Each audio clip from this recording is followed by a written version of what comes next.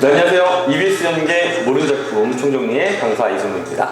자, 현대소설 이제 시작이 되는데요. 그 첫 번째 작품이 바로 무정이라는 작품이에요. 이 작품은 워낙에 유명한 작품이라서 학생들 웬만하면 다 이름을 들어봤을 건데 실제로 이 책을 처음부터 끝까지 읽어본 학생은 아마 많지 않을 겁니다. 잘 안 읽혀요, 지금은. 너무 오래전 얘기라. 하지만 한번 읽어보면 되게 재밌게 읽을 수 있어요. 앞에 100페이지만 앞에 한 100페이지 정도만 좀 참을성이 있으면. 그러나 지금 고3 학생들이 그걸 읽을 시간은 없죠. 자, 주제를 보시면은 신교육과 자유의 세상이다. 그 다음에 해제를 보니까 최초의 근대 장편 소설이라고 했는데 이 부분이 굉장히 중요하거든요. 그래서 왜 최초의 근대 장편 소설인지는 이따가 설명을 드리도록 하겠습니다. 줄거리를 보시면은요, 쭉 내용이 있죠. 여러분들이 읽습니다. 책을 안 읽을 수는 있지만 줄거리를 안 읽는 거는 안 되겠죠. 아주 긴 걸 줄여놓은 건데 저는 이 중에서 중요한 설명만 하겠습니다. 이 형식이요, 이제 그 당시 조선을 이끌어 나갈 새로운 어떤 젊은 세대를, 신교육을 받은 젊은 세대를 의미하는 인물이고요. 그 다음에 선영도 마찬가지예요. 신교육을 받은 그 당시 소위 말하는 신여성입니다. 그 다음에요, 영체가 좀 특별한데요. 왜냐면요, 영체는 원래 봉건적인 사고방식을 갖고 있던 그러한 사람이었는데 특정한 계기를 통해서 생각이 근대적으로 바뀌고 신여성으로 변하게 됩니다. 거기에 굉장히 큰 도움을 주는 사람이 바로 병욱이에요. 근데 병욱은 주인공까지는 아니고요, 보조적인 인물 정도로 생각을 하시면 되겠습니다. 자, 이때 중요한 설명이 있는데요. 수해를 당한 조선의 민중이 등장을 하거든요. 이 민중은요, 조선의 민중은 바로 누구를 의미하냐? 단지 수해를 당한 사람만 의미하는 것이 아니라 당시 조선의 민중 대다수를 의미합니다. 신교육을 받지 못했기 때문에 자연한테 무력하고 다른 제국주의 열강들에게 무력했던 모습을 이렇게 표현을 한 거예요. 자, 그 다음 교육. 당연히 이 교육은 뭐냐면은 신교육에 대한 이야기를 하고 있는 겁니다. 그래서 맨 마지막에 보시면 이렇게 동반자로 새롭게 인식. 당연히 지금 이 영채랑 선영은 사이가 안 좋겠죠. 한 남자를 두고, 그죠? 자, 근데 나중에 둘이 모든 갈등이 해결되는 장면이 있는데 그 장면에서 바로 우리가 이 작품의 주제의식을 읽을 수 있기 때문에 그 부분은 요 뒤에 설명을 하도록 하겠습니다. 자, 작품 정리를 보실 건데요. 이 작품은요, 아주 중요한 두 개의 축이 있어요. 뭐냐? 우리 흔히 말하는 주제의식. 이 부분이 그 당시 뭐라 그럴까요? 좀 소위 책 좀 본다는 사람들의 마음을 뜨겁게 짚었던 계몽적인 부분. 이게 굉장히 최초의 근대 장편 소설의 주제에도 어울리고요. 그리고 당시 상황에도 잘 어울리는 내용이었어요.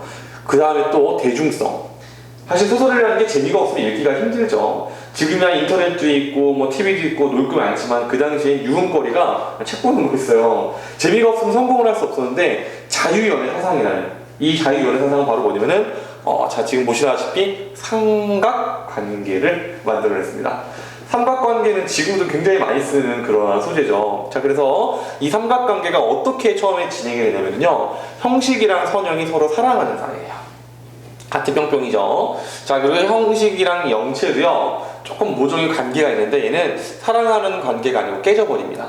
그 이유가 뭐냐면은 영채의 아버지가 형식의 은인이에요. 그래서 아버지가 둘이 결혼하라고 했기 때문에 형식은 영채에게 도덕적인 의무를 가지고 있고 영채는 봉건적인 인물이기 때문에 아버지가 결혼하라고 하는 거예요.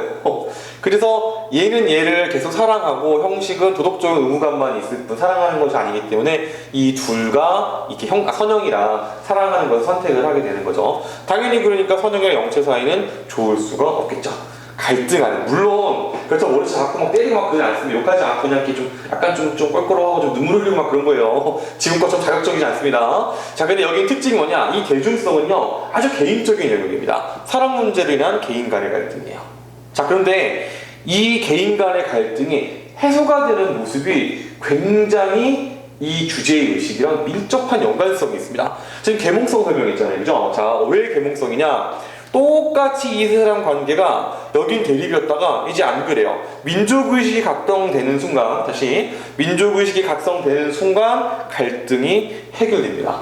이 작품의 주제의식이 뭔지 아시겠죠? 다시 말하지만 개인 간의 갈등이 있을 수 있어요. 그리고 조선인들도 갈등이 있을 수 있는데 민족의식을 고취하면서 신교육을 역사하면 갈등이 해결되는 거예요. 바로 이러한 내용, 이러한 대중성, 이런 재미 이런 것들이 이 작품을 최초의 근대 장편 소설을 읽게 하면서 이것도 마찬가지입니다. 서술상의 특징. 이 서술상의 특징도 아주 이 작품이 근대 소설이라고 평가받게 하는 아주 중요한 근거인데, 첫 번째는요, 뭐뭐이라 형태를 버립니다. 고전 소설은 뭐뭐이라, 책을 봤더라, 글을 만났더라, 눈빛이 마주쳤더라, 막 이렇게 하는데, 여긴 이다예요. 좀 더 표현이 세련돼 보이죠. 이건 옛날 것 같잖아요, 느낌 자체가. 그리고 또 시제를 명확히 구분했다. 자, 세 번째, 현장감을 살리려고 했다. 현재어를 사용했다. 이런 것들이 전부 다 고전 소설가의 문체상의 차이를 보였습니다. 그렇기 때문에 우리가 구분을 하는 거고요. 그리고 또 이 3인칭 대명사인 그를 사용했다. 자, 이거 우리가 생각했을 때는 별게 아니겠지만 굉장히 중요한 차이입니다. 우리 고전 소설 보면은요, 사람 이름이 나왔다가 갑자기 그 사람 이름이 관직으로 변했다가 또 누가 아빠로 나왔다가 계속 바뀌어요, 막. 근데 이제 그만 계속 써요, 웬만하면. 그러니까 읽는 사람이 굉장히 느낌이 새롭겠죠. 물론 우리가 봤을 때는 그렇지 않지만, 자, 이런 것들이 바로 이 작품을 현대소설이라고 느끼겠다는 이제 그러한 중요한 부분이었고요. 주목할 점 두 번째, 이 부분은 여러분들이 읽어보시면 되겠습니다. 자, 그 다음 보겠습니다. 이제 주요 장면인데요. 사실 무적은 현대 관점에서 봤을 때는 너무 손발이 오그라드는 장면이 많아요. 여기도 마찬가지입니다. 지금 여관에 들어가가지고 형식이가 다니다가 여기 여자 3명 이렇게 있는데 갑자기 과학! 이렇게 막 외칩니다. 사실 이거 지금 우리가 봤을 때 뭐 저런 미친놈이다 했어 이런 거겠지만, 옛날에는 안 그랬어요. 옛날에는 사람들이 이걸 딱 보면서 막 가슴속에 뭐 짜릿짜릿한 뭐 그런 감동을 느끼는 그런 겁니다. 우리랑은 약간 다르기 때문에. 여기서 말하는 과학이라는 것은 바로 신교육, 서양의 학문을 말하는 거죠. 자, 그 다음 주요 장면. 자, 그 수재민들을 구원해야겠다고 하는 누가 하나요? 물어보거든요. 그것을 누가 하나요? 할 때 지금 보니까 말할 수 없는 정신의 감동을 느끼면서 우리가 하지요 라고 얘기를 하잖아요. 이게 굉장히 기묘한 장치예요. 뭐냐면 이건 작가가 어떻게 의도한 것이냐, 형식이가 이 3명의 여자에게 이 대답을 하기를 유도하죠.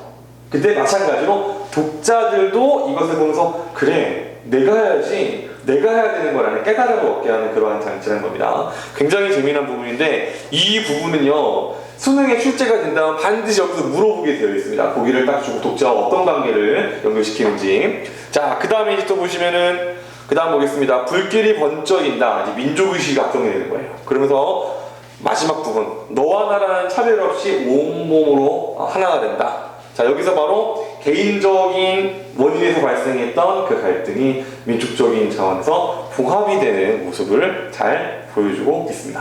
자, 그럼 이제 문제를 보겠는데요. 이거는 정답이 1번입니다.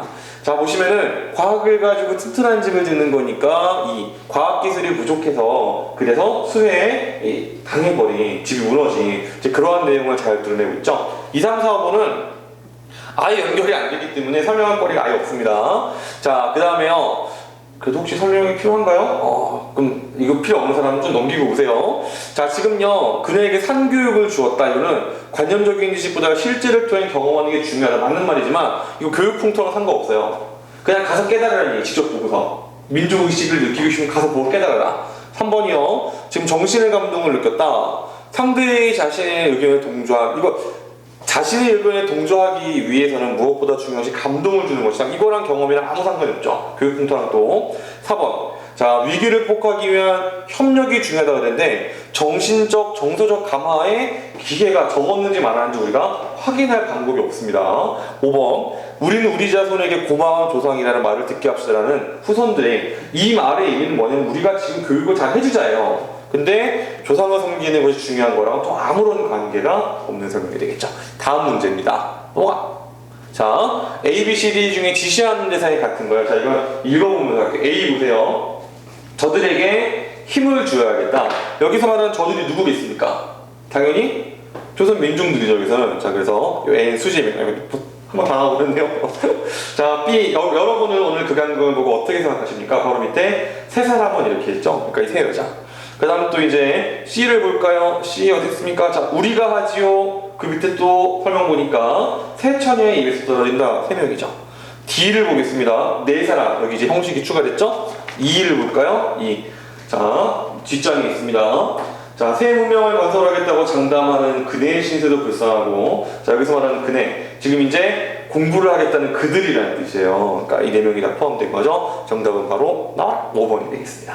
자, 이렇게 무정이라는 작품을 정리를 해봤는데 이 작품은 저는 개인적으로 굉장히 재밌다고 생각하는 작품인데 참 읽기가 어려운 작품은 맞습니다. 자, 여러분들 지금 여러분들이 실제로 소설을 다 읽어볼 시간은 당연히 없어요. 당연히 없기 때문에 소설 이 강의가 웬만하면 제가 이제 전체적인 틀에서 설명을 드릴 거예요. 웬만하면은 전체적인 흐름을 설명을 드릴 거고 세부적인 표현이나 그런 것들은 문제를 통해 설명을 드리도록 하겠습니다. 저는 이승훈 선생님이었고요. 여러분들의 수능 만점을 기원하도록 하겠습니다.